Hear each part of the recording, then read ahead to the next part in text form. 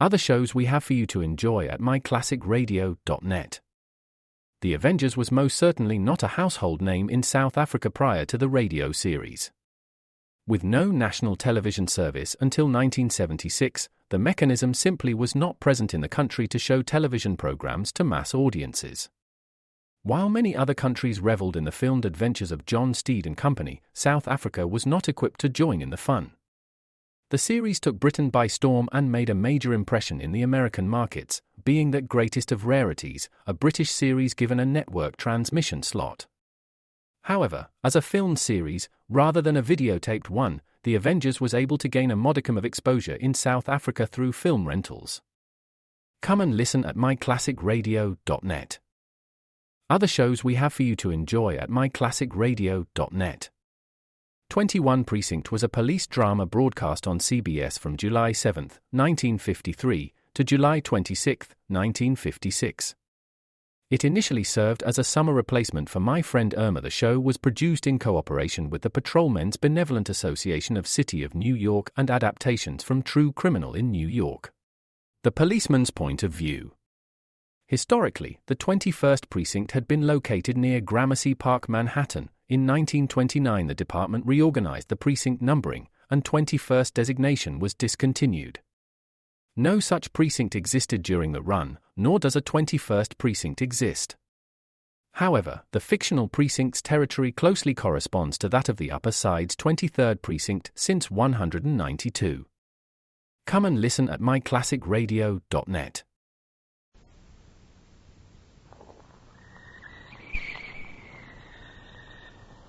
Call all hands. Beat to quarters.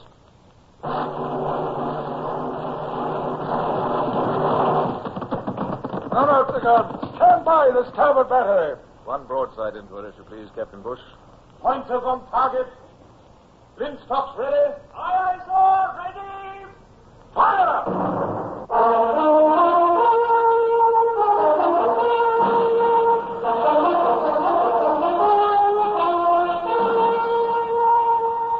Presenting Michael Redgrave as C.S. Forrester's Indomitable Man of the Sea, Horatio Hornblower.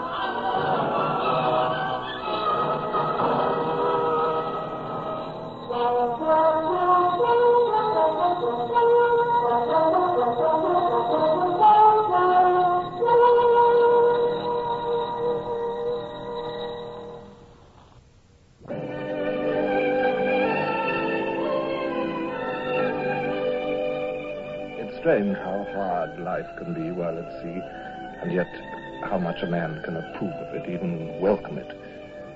Only several months ago, I'd been a country squire, Sir Horatio Hornblower, in residence with my lovely wife, Lady Barbara.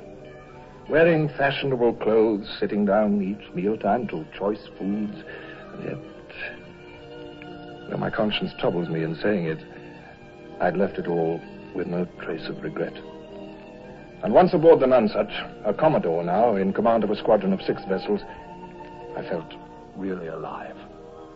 Not until Brown, my orderly, reminded me that evening off Bornholm, did I realize I hadn't so much as touched the delicacies that Lady Barbara had so thoughtfully provided when we sailed.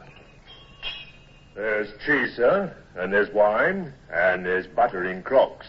Her ladyship made a special point that the butter would turn rancid unless it was used, sir. Well, time for supper already, Brown? 4 bells, sir. And Captain Bush is dining with you as usual. Mm-hmm. I should think a bit of cheese instead of ship's biscuit and salt beef would be a welcome change. There's nothing wrong with biscuits and beef, Brown. Good Navy fare, both of them. Oh, yes, sir. But begging your pardon, sir, A signal from the Raven, sir. The Raven? What is it? She sighted a Swedish vessel that wants to speak with the Commodore. I see.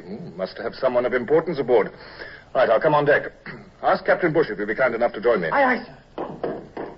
Sir? What, Brown? Oh, what we shall have for supper? Oh, suit yourself, Brown. Suit yourself.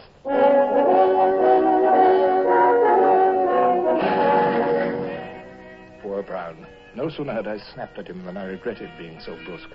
Yet how could I bother with food with my mind full of so many concerns? We'd been a month already in the Baltic, with express orders from the Admiralty to make it as uncomfortable as possible for Bonaparte. A show of British strength was needed, definitely. Russia was neutral, but with all Europe in Boney's grasp, Russia's help was desperately important. And what strength had we shown? A few small engagements. It would take more than that to bring the Tsar to side with us against Napoleon.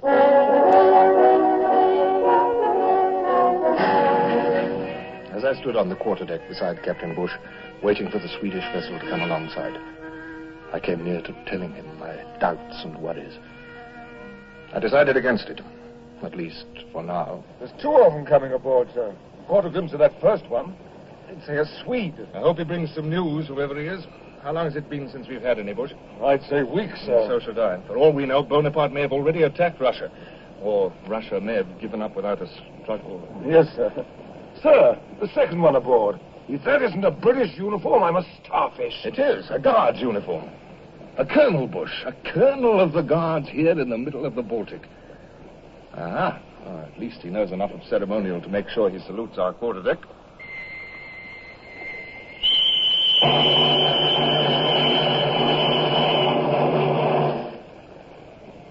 Good evening, sir. You are Captain Sir Horatio Hornblower? Yes, Commodore commanding this squadron. I'm Colonel Lord Wychwood. I've dispatches for you from our ambassador at Stockholm, sir, and I've also several of the latest newspapers. Newspapers? Oh, good. We've been quite short on news, of course. Yes, I'm sure you have. Have you made the acquaintance of Baron Basse? Honored. He's a representative of Sweden.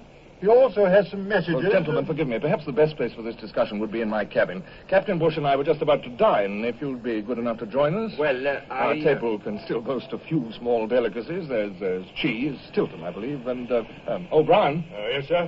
But there's cheddar also, and there's smoked mutton ham and jam, sir. Well, break it out at once, Brown. Lord Wychwood, I notice that these newspapers are in German and Polish. Quite so. You can translate? Aye. Barbarous tongues like that, sir. English good enough for me, sir. And you, Baron? Beg pardon. German I can to some extent, but the Polish, no. Oh, well, we'll manage, Baron. Bush, will you pass the word to my clerk, Sorger, to come to my cabin at 6 bells? He's a Finn, but he's told me that he speaks all the Baltic languages.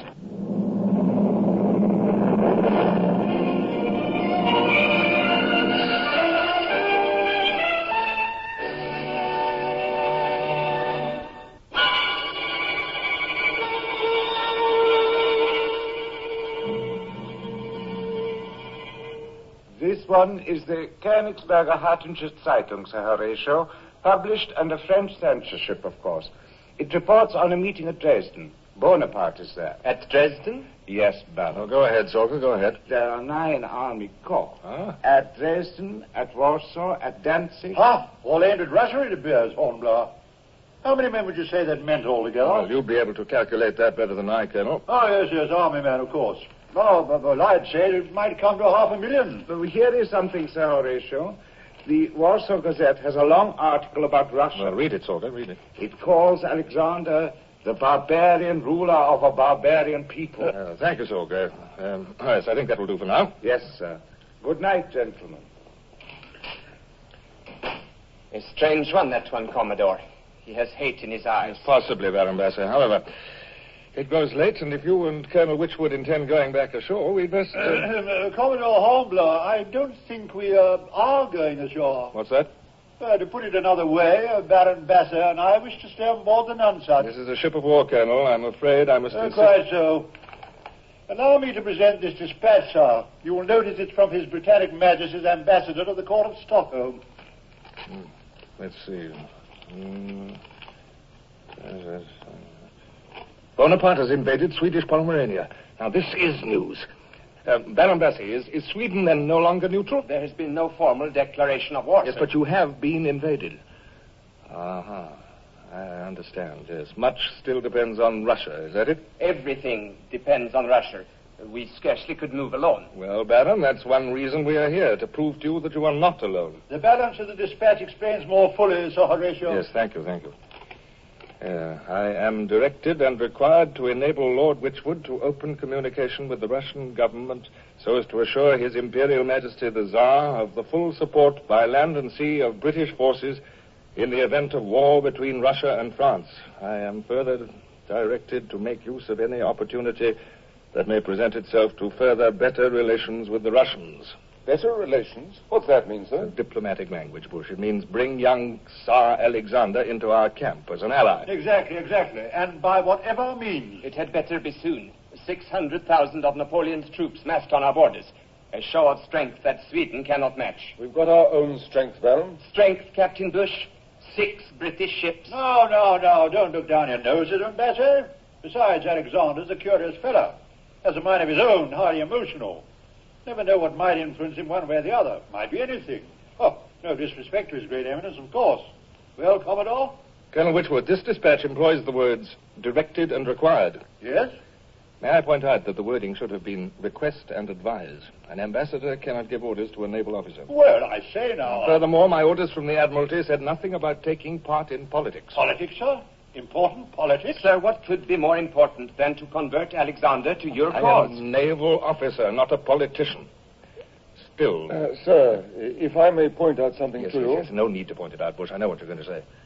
The very presence of a British squadron well to eastward in the Baltic could have a sizable effect on Alexander. Yes, sir. Gentlemen, I offer you the hospitality of my ship. Captain Bush, will you give orders to alter our course, if you please? Our destination is the Russian port of Kronstadt.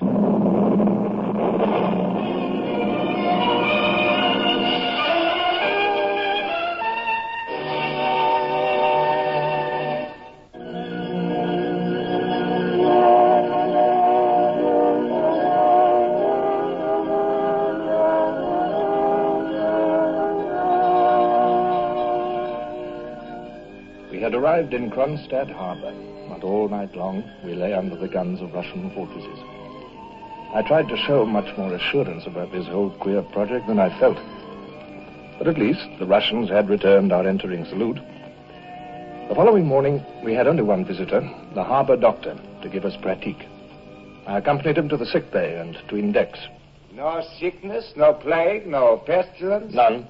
Yes, I have seen for myself. Only the wounded man. His name? Lieutenant Mound. Yes, he does very well. After you, sir.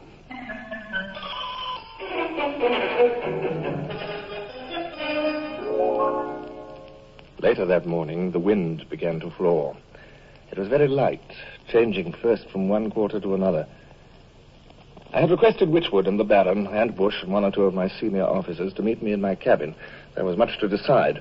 And one of them, I think it was Lieutenant Adams, gave voice to what we all had on our minds. Changeable, sir. That's what these Russians are. Just like the wind. Exactly why we're here, Mr. Adams. We can do nothing about the weather. We must do something about the Russians. When does His Majesty arrive on board, exactly? Incognito, Baron. Remember, incognito. The Comte de North. His party will arrive at 7 bells. Sir, we'll be taking on water and firewood then. Yes, so we will, Bush. I can give orders to have it put off till tomorrow. You will have to serve an elaborate luncheon, Sir Horatio. What, in mid-afternoon? Oh, absolute. With Russians, there must always be something to eat. The Baron's right, Hornblower. It's their custom always. Oh, very well. We'll offer him something to eat. Why not? Oh, pity that butter of yours has turned rancid. You know what I'd suggest, Hornblower? Send a party ashore, dig up some of that caviar stuff. And sturgeon, or whatever it is, fish. These Ruskies positively dote on fish. Colonel, this is a British ship. But my dear fellow, what's that got to do with it? When in Rome, well, you know the rest of that one. Yes, you must make a considerable impression. Politic, my dear Hornblower. It would be most politic. Shall I put off the water and firewood, sir? No, Bush. No. But how can we take in water and be in a fit state for the Tsar to come aboard, sir? Unless we water the flotilla first? From what I've heard of the Tsar, he's a man of sense. We'll show him the hands at work, that's all. Ship's routine. At work? But, Commodore... Yes, in every quarter of the ship, exactly, Colonel. Between decks, in the rigging, in the sick bay. And as for food, we'll give him what we always have. Ship's biscuit, pea soup, boiled beef. Oh, my dear fellow, but Hornblower, I do believe you must be mad. Offend the Tsar in that manner, and he'll go over to Bonaparte quick as a wink. I beg of you, sir. Ship's biscuit, pea soup, and boiled beef, Lord Wychwood. Now, you've all been recommending that we put on unnatural airs. I don't believe in that kind of dissembling. He wants to see a British ship of war, does he? Very well, then. He shall.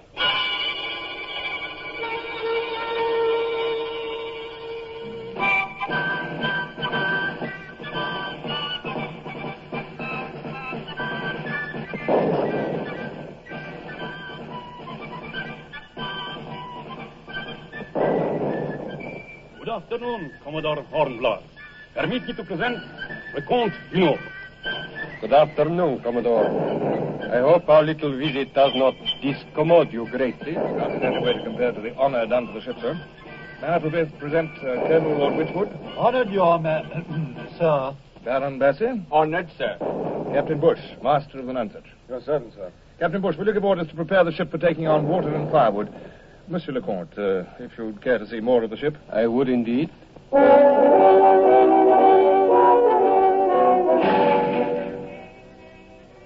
The gun deck, sir. Watch your head, sir. There's very little clearance for a man of your height. So I observe. We've opened the gun ports to give you a demonstration, sir. Mr. Carlin, if you please. Aye, aye, sir. Battle stations! Hold to the back! You'll notice the guns are loaded blank. Cannonballs are precious, not easy to come by when long at sea, sir. I think blank will suffice. Out seconds! Starboard battery! Fire!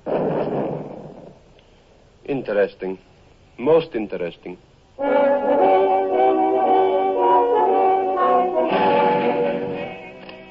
The midshipman's berth, Monsieur le Comte. This tiny space? Yes, sir.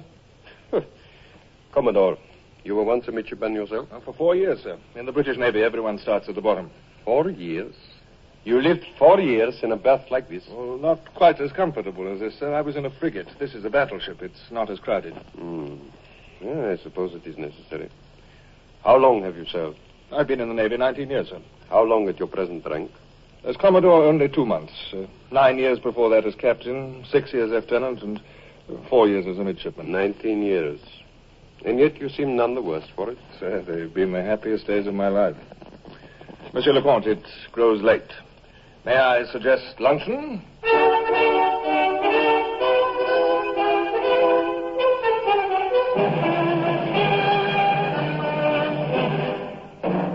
Now that we were seated in my cabin around the table, a wave of doubt swept over me. Real doubt. And then I was certain that what I'd done was utterly wrong. I cursed myself for a headstrong fool. What did an imperial monarch care about life on board a man of war? All he said was incredible, amazing. And then Lieutenant Adams reached for a ship's biscuit. He wrapped it on the table, and I wished with all my soul that I were dead. Why do you do that, sir? Well, I was just, Pray continue, Mr. Adams. We do that, sir, to get rid of the weevils. The weevils? Insect family, sir. He's knocking them out. Yes, that's right, sir. If you tap gently, they come out of their own accord. Well, this way. Do you see, sir? Yes, I see. Captain Bush, will you pass Monsieur le Comte the biscuit tray? No, thank you. I think not, thank you. Brown, will you serve the soup? Yes, sir. Pea soup, Monsieur le Comte. In the British Navy, pea soup is a tradition. Pea soup?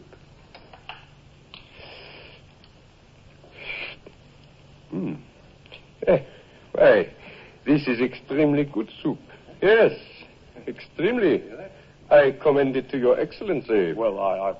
Come, Brown, serve us all. His Excellency the Minister, Baron Bassett. I'm hungry as a bear.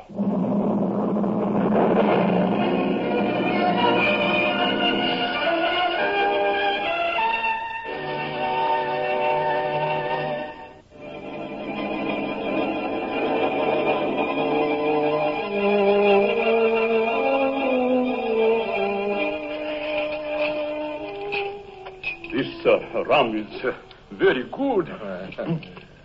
Quite strong, however. Yes, British rum, Your Excellency. The lifeblood of the Navy. Sir, does Bonaparte need a reason for invasion? He's a tyrant. Tyrants make up any excuse or none at all. Now he controls the entire Baltic coast as far as the frontiers of his Imperial Majesty's domain. And now that... Pray continue. Well, I know little of politics, sir. What little you know seems to be most important. Bonaparte has threatened Russia. There are great decisions to be made.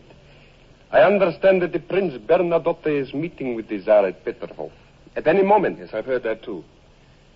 Sir, Bonaparte's threats are always serious. His methods are always the same. A demand and then another demand. A concession and then another concession. And finally, when the last concession has made his foe too weak by then to resist fully, he marches in and makes an easy conquest. He wishes every nation in bondage to him. You are very eloquent, Commodore. I speak from the heart, sir. I speak for Lord Wychwood and Captain Bush and Lieutenant Adams and Lieutenant Carlin. I speak for every British soul who's fought against this monstrous power. And to what effect have you fought? Britain is still free. Britain is striking back. Portugal is free at last. Sicily, too, thanks to England. There is only one way left for Bonaparte to turn. We've closed him in on the south and the west and the north. And all that is left to him is the east. Imperial Russia. You hear, sir? The hour strikes. Gentlemen, may I propose a toast? To the Emperor of all the Russians. Vive l'Empereur! Vive l'Empereur! Gentlemen, another toast. The King of Great Britain. King. If you please, pray, my dear Colonel, will you refill the glasses? Gentlemen, I give you Commodore Horatio Hornblower and the British Royal Navy. May they join with Mother Russia to defeat the French tyrant. Join with... Oh, sir, to that we all drink. Oh, yes, sir, most heartily.